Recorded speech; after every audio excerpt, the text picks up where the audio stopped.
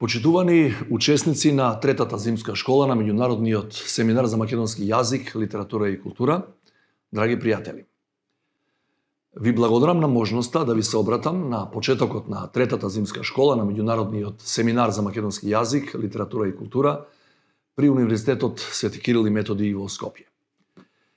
Ако на инаугуративното издание на зимската школа пред 2 години одбележувавме 100 години од раѓањето на великанот на македонската филологија, лингвистика и книжевност, академик Блаже Коневски, годинава повторно одбележуваме значаен јубилеј.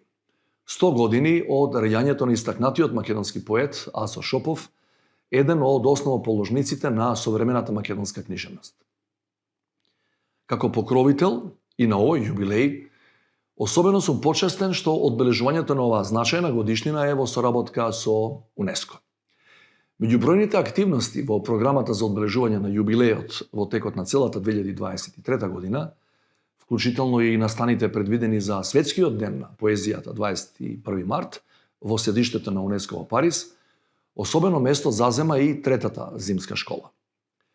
Дозволете да ја поздравам одлуката на меѓународниот семинар, што во рамките на годинешнава зимска школа, наставата за семинаристите од напреднатото рамниште во целост ќе биде посветена на поезијата на Асо Шопов. Верувам дека тоа ќе биде дополнителна мотивација и конкретна можност за ново приопштување на Шопов кон меѓународната читателска публика преку нови препеви и трудови за неговата поезија.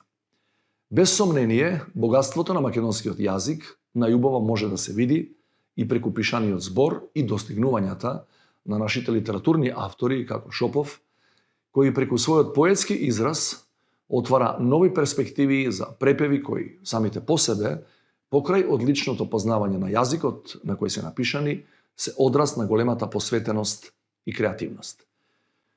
Уживањето во раскошот на неговите стихови е најдобриот начин да ја почувствуваме убавината на македонскиот јазик и неговиот огромен потенцијал.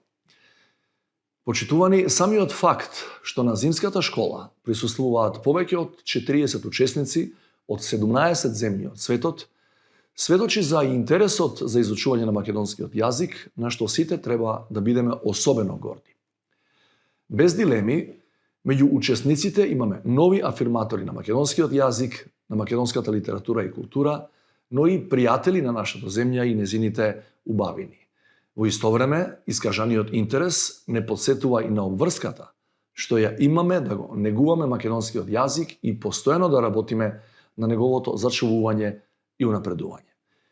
Наспротив фактот дека зимската школа се одржува преку интернет, се надевам дека голем дел од вас наскоро ќе можат и физички да дојдат во земјава и да го изучуваат македонскиот јазик, дали на летната школа на семинарот за македонски јазик, литература и култура или во некој друг формат и прилика. Би сакал во ова моје обраќање да изразам благодарност до предавачите и до сите учесници на зимската школа за нивниот интерес за изучување на македонскиот јазик.